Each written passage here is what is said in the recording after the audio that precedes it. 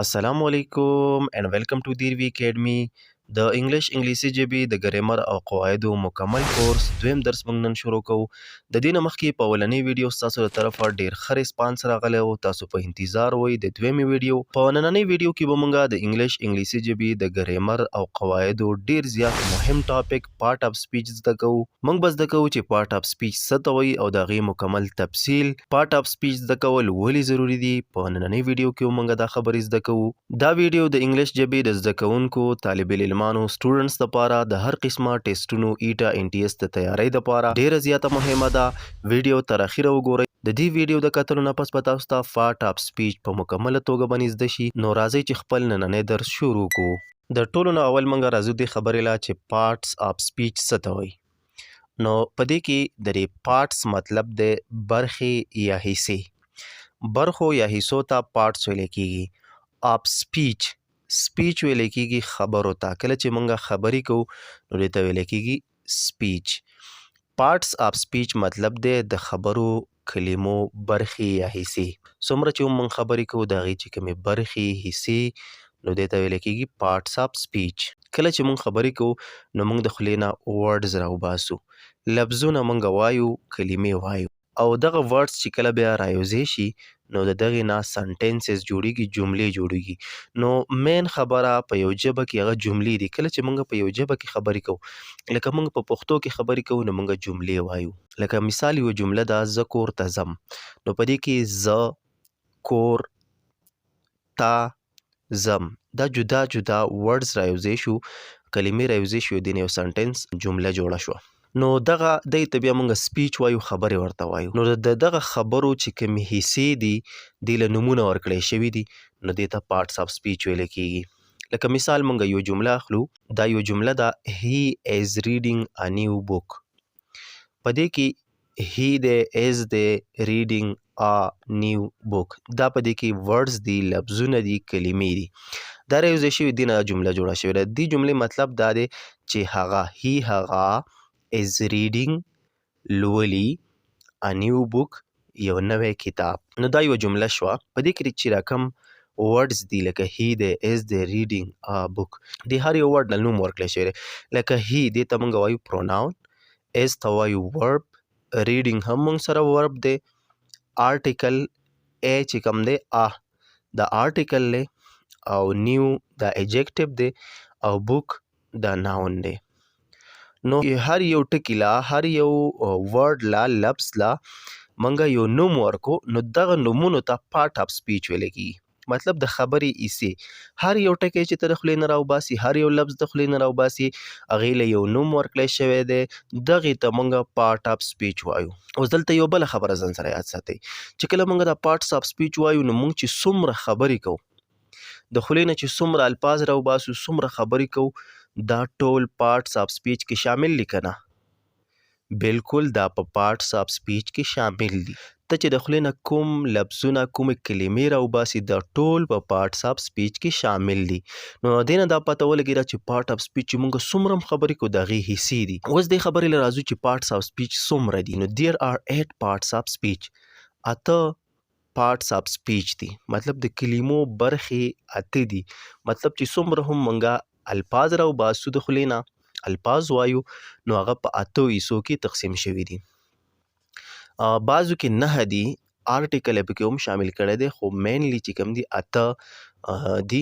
هغه به بیا موږ په روان ویډیوز کې تاسو ته درښایو چې آرټیکلز د هغې مکمل تفصیل. خو اوس په دې ویډیو کې صرف موږ اته ذکر کوو دلته. اوس دا نومونه موږ په نمبر باندې وایو. تاسو دا نومونه ځان سره یاد ساتئ، بیا به د یو موږ مختصر تفصیل د هغې بیانوو. Noun, pronoun, verb, adverb, adjective. دا څنګه ویل کیږي؟ adjective. preposition, conjunction, interjection. دا اته پارټس اف سپیچ. اوس راځو په نمبر د دې تفصیل لا. نو اولنې موږ سره دی noun. نو ناون څه ته ویل کیږي؟ منګه مینلی د دې ډیفینیشن داسې کوو، تعارف یې داسې کوو پیژنګلو. A noun is a person, place, thing or idea. A noun is the name of person, thing or animal. دلته موږ وایو noun چې کوم دی is a person دا د یو کس نوم دی. دا د خلکو نومونه دي. مطلب د خلکو چې څومره نومونه دي دا noun کې راځي. place د ځایونو نومونه چې څومره هم د ځایونو نومونه دي لکه کابل، پېښور، داسې نور چې څومره ځایونو نومونه دي دا ټول په noun کې راځي. دغسې person د خلکو نومونه ستا چې کوم نوم دی یا د نورو خلکو چې څومره نومونه دي دا ټول په noun کې راځي. دې ته noun ویل کېږي. او noun ته اسم ویل کېږي. په پښتو کې دې ته موږ اسم وایو پښتو ګرامر کې. thing څیزونو نومونه دي. our idea یا د یو سوچ نوم دی، د یو feeling د احساس نوم دی. دا ټول چې څومره نومونه دي دا ټول په noun کې راځي چې څومره نومونه دي. any naming word is called noun. دویم ډیفینیشن موږ د دې دا کوو چې هر یو د نوم والا لفظ naming د نوم والا word لفظ is called noun دې ته نوم ویل کېږي. لنډه به زه دا ووایم چې څومره هم نومونه دي نو دا ټول په noun کې راځي. چې څومره نومونه دي ټول دې ته موږ noun وایو. په دنیا کې د هر څیز یو نوم دی. که ته خپل خوا او شاته وګورې چې څومره څه دي یا ته خپل ځان ته وګورې ستا نوم دی، دغه شانتې ستا د جسم حصې دي دا ټول نومونه دي. دغه شانتې تا چې کوم کپړې اغوستې دي، جامې دې اغوستې دي، واسکټ، جامې، دا ټول ستا بوټان دا هم نوم دی. دغه شانتې چې خپل ګیر چاپېره څه هم ګورې دا ټول په نومونو کې په noun کې راځي. نو noun دا ډېر زیات استعمالیږي. په انګلیش کې په یو ژبه کې نوم ډېر زیات استعمالیږي. نو noun به ډېر زیات استعمالیږي او noun ډېر زیات دي. په یو ژبه کې زیاتره noun یې ځکه چې په دنیا کې د هر څیز یو نوم دی. نو لنډه موږ دا وایو چې د هر څیز نوم ته په دې ډیفینیشن کې پیژندګلو کې موږ دا ویل چې thing څیز د یو څیز نوم. نو څیز کې هر څیز راغی. په دنیا کې چې څه شی هم دی د هغې نوم ته noun ویل کېږي. اوس موږ په پښتو کې د دې تعارف داسې کوو هغه کلمه چې د یو شخص، څیز یا فکر نوم ښایي. اوس د نمبر موږ راځو مثالونه لږ ورکوو چې تاسو ښه پوه شئ. اولنی دی person د یو کس نوم. نو دې کې احمد یا ټیچر، استاد یا نور چې څومره نومونه دي د انسانانو چې څومره نومونه دي دا ټول person کې راځي او دې ته موږ noun وایو. بل دی place ځای ته ویل کېږي. لکه چې څومره د ځایونو نومونه دي نو دا ټول noun دي. لکه پېښور، کابل، دغه شانتې نور چې څومره ځایونه دي، کراچي او غیره چې څومره نومونه دي د ځایونو دا هم noun دي. thing د څیزونو نومونه لکه بوک، کتاب، پین، قلم دا ټول noun دي. idea د یو سوچ نوم یا د یو فکر نوم. happiness خوشحالي، freedom ازادي دا ټول noun دي. اوس د دې یو جمله مثال موږ اخلو. Ali is going to school. Ali is going روان دی to school. school ته ښوونځي ته روان دی. نو په دې کې علي دا noun دی او بل پکې school دا noun دی. بیا د noun چې کوم مکمل تفصیل دی هغه بیا را روانې ویډیو په دې باندې موږ جدا جدا ویډیوز هم جوړو په هر یو باندې په دې پارټ آف سپیچ باندې پر روان یو سیریز به زمونږ د پارټ آف سپیچ. خو په دې ویډیو کې موږ مکمل اول وپېژنو د اول نه اخره پورې چې دا هر یو څه ته وایي. بیا په هر یو باندې تفصیل موږ د هغې قسمونه هغه به هر څه انشاءالله کلیر کوو. خو په دې ویډیو کې تاسو دومره زده کوئ. دویم دی pronoun. pronoun ته په پښتو ګرامر کې ضمیر ویل کېږي. اوس دا څه ته وایي؟ a word that replaces noun to avoid repetition. a word دا یو داسې لفظ دی، دا یو داسې کلمه ده that replaces کم چې په ځای باندې راځي noun د نوم to avoid repetition چې بار بار تکرار چې کم دی یا بار بار راتللو څخه ډډه وشي. مطلب د هغې نه ځان بچ کړی شي. avoid ځان بچ کړی شي. repetition نه مطلب یو څیز بار بار راتلو نه چې دا noun بار بار رانشي. اکثر چې کله موږ خبرې کوو نو موږ دا وایو چې احمد کور ته لاړو، احمد ډوډۍ وخوړه، احمد جومات ته لاړو. داسې موږ نه وایو. موږ وایو احمد کور ته لاړو، هغه ډوډۍ وخوړه، هغه جومات ته لاړو. د احمد په ځای باندې موږ هغه استعمالو. نو د نوم په ځای باندې دا رالو که نه، نو دغې ته pronoun ویل کېږي. نو په پښتو کې موږ داسې وایو هغه کلمه چې د اسم په ځای کارول کېږي، مطلب استعمالیږي تر څو تکرار څخه ډډه وشي، چې تکرار ونه شي، بار بار را نشي، چې دا جمله کلیر وي، صفا وي. په پروناون باندې یو جدا ویډیو مونږ جوړه کړې ده مخکې، هغه ویډیو تاسو کتلی شئ. په هغې کې مونږ د هر یو لږ تفصیل بیان کړی دی، نو هغه ویډیو تاسو بیا وګورئ. په دې کې د دې مثالونه دي آی، زه. د آی پروناون دی، د دې معنی ده زه. نو آی دا د نوم په ځای باندې، ستا به یو نوم وي که نه، نوم په ځای باندې استعمال شو. یو، ته، ستا نوم دی که نه، یو استعمال شو، ته استعمال شو د نوم په ځای باندې. هی هغه د سړي دپاره استعمالیږي، د نر دپاره، او شي هغې د ښځې دپاره استعمالیږي، د زنانه دپاره اټ دا. نو اټ استعمالیږي د بیجان څیز دپاره چې کوم کې سا نه وي، د هغه څیزونو دپاره، او د زناورو دپاره وی مونږه، د هغوی، هز د هغه، هر د هغې، دا بیا د ملکیت دپاره د یو څیز مالک وي نو د هغې دپاره استعمالیږي. دس دا، دیټ هغه، یور ستا. دا ټول په پروناون کې راځي، دا د نومونو په ځای باندې استعمالیږي. یو مثال موږ اخلو، عایشه is a girl, she is reading a book. عایشه is a girl، عایشه یوه جینۍ ده، ګرل وایي جینۍ ته. she is reading a book، هغه یو کتاب لولي. نو په دې کې اول کې عایشه راغی، عایشه یوه جینۍ ده. نو عایشه خو موږ ته پته ده، مخکې موږ ویل چې دا ناون دی، نوم دی. خو په دې دویمه جمله کې شي راغی، هغه. نو دې ته موږ وایو د نوم په ځای باندې استعمال شو، نو دې ته موږ وایو پروناون. په پارټس آف سپیچ کې دریم دی ورب. ورب ته په پښتو ګرامر کې پیل ویل کېږي. اوس دا څه ته وایي؟ a word that show action or state of being. a word یو داسې لفظ، ورب به موږ یو داسې کلمې ته وایو that shows کوم چې موږ ته راښیي an action یو کار، or state of being یا state of being به موږ ته ښیي چې حالت به موږ ته ښیي یو څیز چې په کوم حالت کې دی. نو دې ته موږ ورب وایو، پیل ورته وایو، کار ورته وایو. دا مطلب د کار دپاره دا کلمې استعمالیږي. هغه کلمه چې د عمل، کار یا حالت ښیي، چې عمل، کار یا حالت ښیي، نو دې ته موږ وایو ورب فعل. مطلب د کار دپاره چې کوم الفاظ استعمالیږي، دې کې دوه خبرې دي، کار اکشن او state of being چې یو څیز کم حالت کې دی. نو اکشن کې موږ مثال اخلو، رن منډه وهل، رایټ لیکل، ریډ لوستل، ډرینک څکل، ایټ خوړل، دا ټول چې کوم دي دا موږ سره ورب دي، اکشنز دي. state of being مطلب چې یو څیز په کم حالت کې دی، نو د دې دپاره هم ورب استعمالیږي، لکه is، am، are، was، were، has، have، will، shall. دا چې کوم واړه واړه وربز دي، نو دا استعمالیږي state of being دپاره، د حالت دپاره. د دې مکمل تفصیل به په ورب باندې موږ یو جدا ویډیو جوړو، په هغې کې موږ د ورب قسمونه چې څومره قسمونه دي د دې مکمل تفصیل به موږ بیانو. خو اوس که دلته موږ تفصیل بیانو، ویډیو به ډېره زیاته اوږده شي، او اکثر بیا ځینې ملګري وایي چې ویډیو ډېره اوږده جوړیږي. نو موږ به کوشش کوو په هر یو باندې موږ بیا جدا ویډیو جوړو، په هغې کې بیا موږ پوره تفصیل بیانو.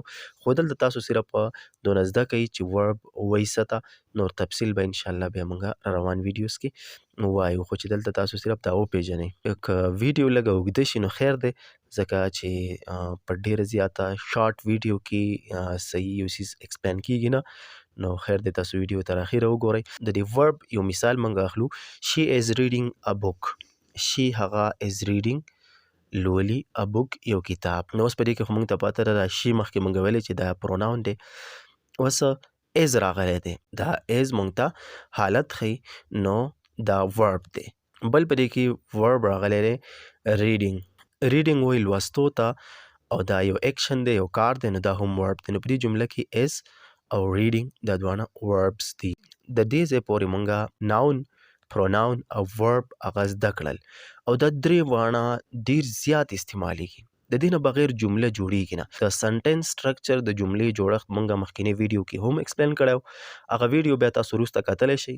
په هغه ویډیو کې مونږه چې کوم بنیادي خبرې دي هغه ټولې ذکر کړي دي.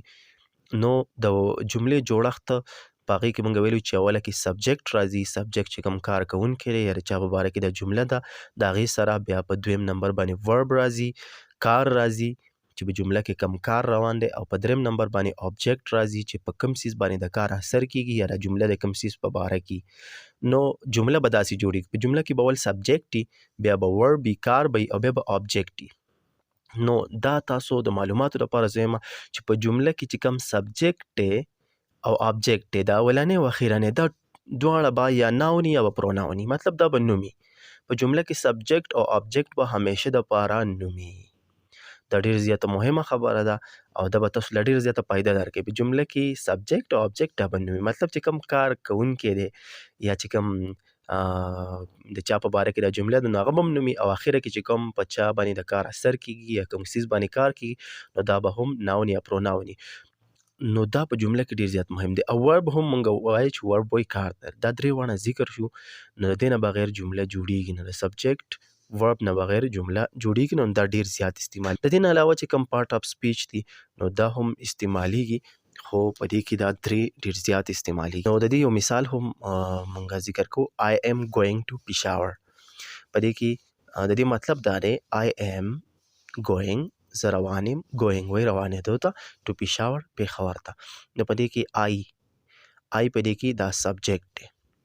نو سبجیکټ مطلب دا ناون شو یا پروناون. دلته دا پروناون استعمال شوی دی مطلب د نوم په ځای باندې. او going تلل دا ورب دی او بیا Peshawar پېښور دا آبجیکټ دی مطلب په دې باندې دې ته کار کیږي. څلورم پارت اف سپیچ دی ایډورب. ایډورب ته په پښتو ګرامر کې قید ویل کیږي. A word that describe a verb, adjective or another adverb. هغه لفظ هغه کلمه چې کوم مونږ ته یو ورب هغه ډسکرایب کوي هغه بیانوي چې یاره دا ورب دا کار روان دی نو دا څنګه دی. نوم نه پته لګي اډ او ورب مطلب د ورب په باره کې مونږ ته ایډیشن کوي چې دا ورب دا کار روان دی نو دا کار څنګه روان دی. دا کار تیز روان دی، سلو روان دی، ښه روان دی، بد روان دی.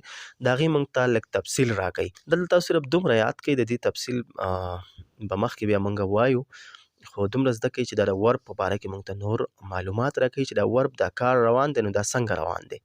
دغه شانتې د ایجیکټیو او د بل ایډورب په باره کې هم دا معلومات ورکوي خو تاسو صرف دلته دومره زده کوي. هغه کلمه چې د پیل صفت یا بل قید توضیح کوي مطلب د هغې وضاحت کوي. لکه دې مثالونه مونږ اخلو کویکلی. کویکلی زر په تیزۍ سره یا زر دا مونږ سره یو ایډورب دی. یو کار به روان هغه به زر رواني که نه کویکلی نو دا مونږ ته یو کار ایکسپلین کوي د هغې وضاحت کوي. سلولی په قلاره باندې، ویل ډېر ښه، بیډلی په خرابه توګه باندې، ایزیلی په اسانه باندې، هیپیلی په خوشحالۍ باندې. دا مونږ ته هغه حالت ښیي د کار. زیاتر چې کوم ایډورب دي د هغې په اخره کې ایل وای راځي، لی پکې راځي خو ضروري نه ده د ځینو په اخره کې نه راځي. د دې یو اګزامپل یو مثال مونږ اخلو. هی واکس سلولی. هی هغه واکس ګرځي سلولی په قلاره باندې. اوس په دې کې دا هی دا پروناون دی، سبجیکټ دی، واکس په دې کې ورب دی کار دی او سلولی په دې کې ایډورب دی. دا کار مطلب دا ورب دا کار یې مونږ ته ایکسپلین کو چې واکس دا سړی روان دی خو سلولی په قلاره باندې روان دی نو مونږ ته د هغې وضاحت وکړو، د هغې توضیح مونږ ته وکړه. پنځم پارت اف سپیچ دی ایجیکټیو چې کوم ته صفت یا خاصیت ویل کیږي. A word that describe a noun or pronoun. هغه ورډ هغه لفظ چې کوم مونږ ته ناون یا پروناون د هغې وضاحت کوي او مونږ ته وایي چې دا ناون ګوره د ایډورب تعلق د څه سره او د ورب سره و. د ایجیکټیو تعلق د ناون سره دی او د پروناون سره. مطلب د نوم په باره کې دا مونږ ته نور وضاحت کوي مطلب دا نوم دا څنګه دی، دا سیز دا څنګه دی مطلب د هغې په باره کې مونږ ته نور معلومات راکوي، هغه مونږ ته ډسکرایب کوي، بیانوي. صفت د اسم یا ضمیر خاصیت ښکاره کوي، د هغې ښهوالی یا بدوالی مونږ ته راښیي، د هغې خاصیت مونږ ته ښیي. لکه بیوټیفول ښایسته نو یو سیز به یو نوم به هغه به څه او بیوټیفولي ښایسته به ټال اوږد دا مونږ ته د هغې سایز وښودو چې دا سیز دی خو دا څنګه دی. ریډ سور مطلب یو سیز به یو ناون به هغه به سوري. فیو یو څو څه سیز به هغه به یو څو وي. ګډ ښه، شارټ لنډ دا ټول لفظونه مونږ ته د یو اسم د یو نوم د هغې وضاحت کوي. په مثال به تاسو ښه پوه شئ. شي از ریډینګ ا نیو بک. شي هغه از ریډینګ هغه لولي ا نیو بک یو نوی کتاب. اوس دلته دا بک کتاب دا ناون دی نوم دی. د نیو نوي دې مونږ له د دې کتاب په باره کې معلومات راکړه چې دا کتاب دی خو دا کتاب څنګه دی دا نیو دی نوی دی. نو چې کوم لفظونه مونږ ته د نوم په باره کې ناون په باره کې نور معلومات راکوي چې یاره د ناون څنګه دی نو دې ته مونږ وایو ایجیکټیو. څه به ورته وایو ایجیکټیو. شپږم پارت اف سپیچ دی پریپوزیشن. پریپوزیشن ته حرف جار هم ویل کیږي. نو دا څه ته وایي a word that shows the relationship between a noun or pronoun. هغه لفظ کلمه چې هغه مونږ ته د ناون یا د پروناون چې کوم تعلق دی and another word and the sentence. په یو جمله کې چې کوم ناون یا پروناون دی د هغې د جملې د نورو لفظونو سره تعلق ذکر کوي. حرف جر د یو اسم او د بلې کلمې ترمنځ اړیکه ښکاره کوي. مونږ لنډ دا ویلی شو چې حرف جر چې کوم دی پریپوزیشن دا مونږ ته پوزیشن ښیي، حالت ښیي چې یاره د دې څیز پوزیشن څه دی، مطلب دا په کم ځای کې دی، په کم وخت کې دی، د هغې پوزیشن مونږ ته ښیي. لنډه به مونږ دا زده کړو. نو د ناون یا پروناون مطلب د سبجیکټ د هغې تعلق ښیي د نورې جملې سره. دلته مونږ داسې ویل خو مونږ ته پوزیشن ښیي چې یاره دا څیز اخوا دی، دېخوا دی، لاندې دی، بره دی، د دې تعلق څه دی. هغه مین انفارمیشن معلومات مونږ له راکوي. پریپوزیشن دا هغه واړه لفظونه لکه ان، آن، اټ، ټو، ود، فار. ان مطلب چې یو څیز دننه په یو څیز کې نو ته مونږ ان وایو، آن د پاسه ته مونږ وایو. دغه شانتې د دې تفصیل پریپوزیشن چې کوم دی نو د دې تفصیل به مونږ په یو جدا ویډیو کې تاسو ته درکو چې ان کوم ځای استعمالیږي، آن کوم ځای استعمالیږي. که دلته مونږ ذکر کوو ویډیو به بیا ډېره زیاته اوږده شي. پریپوزیشن تاسو صرف دومره یاد کړئ چې د مقصد سره او چې کوم پریپوزیشنز دي او مخکې کنجنکشنز را روان دي دا ډېر زیات اهم دي. ناون، پروناون، ورب دا اکثر چې کوم دي په اسانه باندې دا اکثر اساني. نو چې څومره هم ټیسټونه کېږي لکه ایټا ان ټي اس چې کوم ټیسټونه یې د ټیچینګ جابس دپاره د نوکریانو دپاره نو په هغې کې اکثر د پریپوزیشن نه کوېسچن راځي. مطلب په دې پریپوزیشن په استعمال باندې هر څوک نه پوهېږي، په صحیح طریقې سره نه پوهېږي. نو انشاءالله موږ ستاسو دپاره یو پوره ویډیو په دې باندې راوړو او تاسو دلته صرف دومره زده کوئ او دا ټاپک هم اهم دی د پریپوزیشن. نو یو مثال مونږ اخلو. The book is on the table. The book کتاب is دی on the table په میز باندې د پاسه. نو اوس دلته د بوک کتاب اوس دا مونږ سره ناون دی، د دې تعلق یې وښودو د نورې د آن ټکي چې کوم دی په دې کې آن پریپوزیشن دی. نو د آن لفظ مونږ ته د دې بوک تعلق وښوده چې د ټیبل سره دې څه تعلق دی، مطلب دا پې د پاسه دی. او مونږ ته پوزیشن هم وښودو چې کتاب په ټیبل باندې د پاسه دی. آن مطلب د باندې د پاسه چې پاسه پې پروت دی. نو دلته د آن پریپوزیشن دی. اووم پارټ آف سپیچ دی کنجنکشن. کنجنکشن ته حرف ربط هم ویلی کېږي یا کنیکټرز ورته هم ویلی کېږي. A word that connects words or phrases. دا words او یا فقرې جملې د یو بل سره کنیکټ کوي، میلاوهي. د کنجنکشن کار دی میلاوهل. حرف ربط کلمې جملې یا فقرې سره نښلوي، د خپل منځ کې نښلوي، مطلب د هغې کنیکټ کوي د یو بل سره. د دې مثال چې کوم دی کنجنکشن چې کوم موږ سره ټکي دي ورډس دي هغه دي and. and مطلب دی او، but مطلب دی خو، or یا because ځکه چې still تر اوسه پورې so no. دا چې کوم لفظونه دي دا فقرې جملې لفظونه یو بل سره کنیکټ کوي، مطلب یو بل سره نښلي، را یوځای کوي. لکه په دې مثال به تاسو ښه پوه شئ. عایشه and Ali are going to school. عایشه او علي سکول ته روان دي. نو په دې کې د عایشه او علي دا را یوځای کړه and ټکي. نو and موږ سره کنجنکشن دی، دې دا دوه لفظونه د یو بل سره را جوړ کړه، را یوځای کړه، ونښلول. اتم چې کوم پارټ آف سپیچ دی موږ سره نو هغه دی انټرجیکشن چې کوم ته حرف ندا ویلی کېږي. A word or phrases that expresses strong emotions.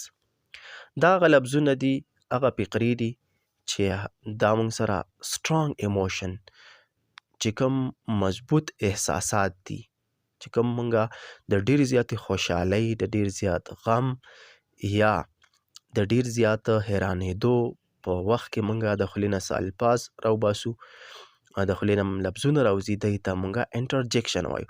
دا ډېر کم استعمالیږي په انګلیش کې، خو بیا هم موږ دا وایو چې دا څه ته وایي. هغه کلمات چې ناڅاپي احساس جذبات څرګندوي، لکه موږ ځینې وخت کې اوهو الله دا څه چلو شو، نو ډېر زیات غم خوشحالۍ د وجې نه موږ دا لفظونه وایو. واو، اوه، آوچ، دا چې کوم لفظونه دي دې ته موږ انټرجیکشن وایو. نو په دې ځای باندې دا پارټ آف سپیچ د هغې موږ مختصر لنډ د هغې تفصیل بیان کو چې دا څه ته وایي. دا یو جمله موږ تاسو له راوړې ده چې په دې کې اته وانه پارت اف سپیچ راغلی دي. تاسو په دې باندې پریکټس کولی شئ. تاسو بیا دا په اسانه زده کولی شئ. دا یو جمله ده. واو Ali and his friend went to the park quickly because it was a beautiful day. د دې مطلب دا دی، لنډ دې مطلب درته زه ویم. واو خو د خولې نه تعجب هغه الفاظ راوتي دي د حیرانېدو. Ali and his friend یا د خوشحالۍ د وجې نه.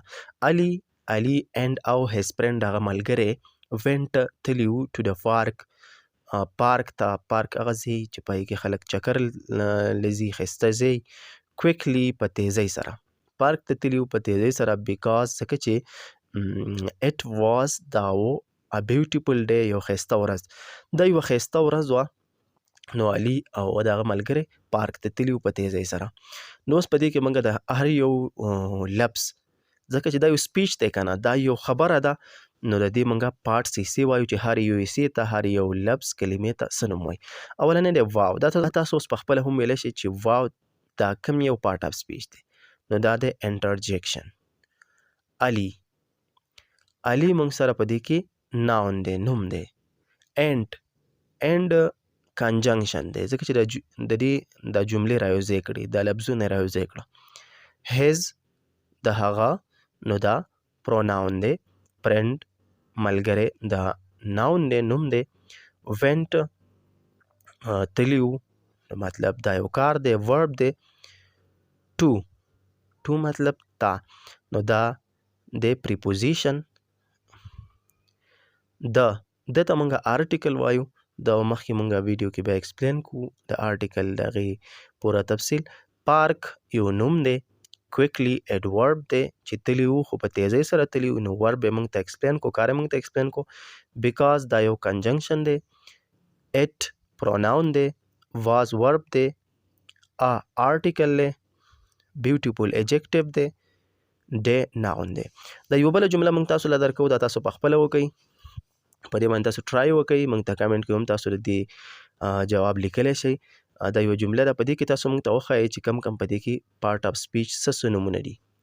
واو the little boy quickly ran to the park and played happily. دې مطلب دی واو مطلب د خوشحالۍ د وجې نه، تعجب د وجې نه دا ټکی راوتی د خولې نه، دا لفظ راوتی دی. د لیټل بوای وړوکی ماشوم، لیټل وړوکی بوای ماشوم، هلک. کویکلی په تیزۍ سره، رن منډه یې ووهله، ټو د منډه یې وهلې وه، رن ټو د پارک ته، and played او هلته یې لوبې کړې وې، هیپیلی په خوشحالۍ سره. نو دا تاسو موږ ته ووایئ چې په دې کې کم پارټ اف سپیچ څه نومونه دي.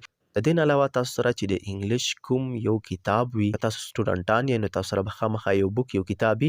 نو تاسو په هغې کې ځان له یو لیسن، یو سبق راواخلئ او په هغې کې تاسو نشاندهي وکئ، هر یو ته ولیکئ یو سبق چې دا پکې ناون دی، دا پروناون دی، دا ایجیکټیو دی، دا ایډورب دی. داسې یو څو سبقونه تاسو ټرای وکئ، نو تاسو بیا په اسانه سره پیژندلی شئ. دې نه پس موږ د دې ویډیو اخرنۍ حصې له راځو چې دا پارټ اف سپیچ دا ولې موږ زده کوو، د دې فایده څه ده. نو موږ به یو ووایو. اولنی چې کوم ناون دی، نو د دې فایده دا ده چې کله ته زده کړې چې ناون نومونو ته وایي، او تا ته دا هم پته ولګي چې په جمله کې په اول کې او په اخره کې سبجیکټ او ابجیکټ دواړه ناون راځي. نو که تا ته بیا په یو ټیسټ کې تا ته راشي یو جمله یې درکړي، لکه مثال په طور باندې پروکرسټینیشن از ویری بیډ، چې هغه ټکی لفظ تا نه یې اورېدلی، لکه پروکرسټینیشن تا نه دی اورېدلی او تا ته وایي پروکرسټینیشن څه ته وایي، نو ته به اندازه لګولی شي، تا ته پته ولګېده چې په جمله کې اول کې ناون یا پروناون راځي. نو تا ته پته ولګېده چې په جمله کې اولنی ناون دی که نه، نو مطلب دا نوم دی. دومره اندازه تا ته وشوه، سینس تا ته وشو، نو تا ته پته لګي چې دا نوم دی.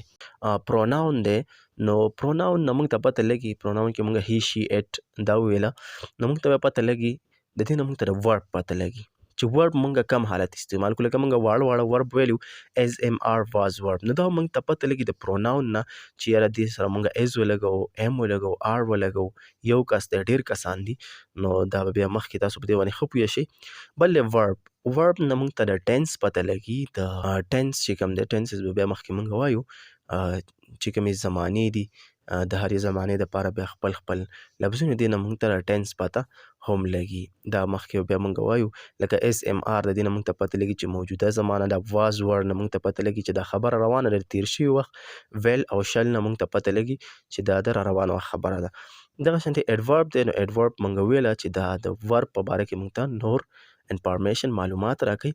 او ایجکټیو چې کوم دی نو دا د ناون او د پروناون په باره کې موږ ته معلومات راکوي، د هغې سره تعلق دی. بل پریپوزیشن او کنجنکشن دي نو دا دواړه موږ ته معلومات راکوي د یو څیز په باره کې چې هغې پوزیشن موږ ته ښه چې دا په کوم پوزیشن کې دی، پریپوزیشن موږ ته دا ښیي. او کنجنکشن دا د ربط دپاره استعمالیږي چې کوم راوځی کول کې. انټرجکشن چې کوم د ایکسپریشنز دي، مطلب د خوشحالۍ، د غم، د تعجب په وخت کې چې کوم الفاظ راوځي ته انټرجکشن. امید لرم د دې ویډیو نه به تاسو ته ډېره زیاته فایده میلاو شوي. پارټ اف سپیچ دا مونږه کلیر کړه. را روانې ویډیوز په هم زمونږ راځي په مختلف ټاپکس باندې، آرټیکلز باندې. ان دا په ټیسټونو کې هم ډېر زیات راځي هیټا NTS کې. نو دغه مونږه کلیر کوو. چې تاسو ته څه مشکل وي زمونږ نه کمنټ سیکشن کې تپوس کولی شئ. او د نورو داسې ویډیوګانو دپاره زمونږ چینل ضرور سبسکرایب کړئ. ویډیو در سره لایک کړئ.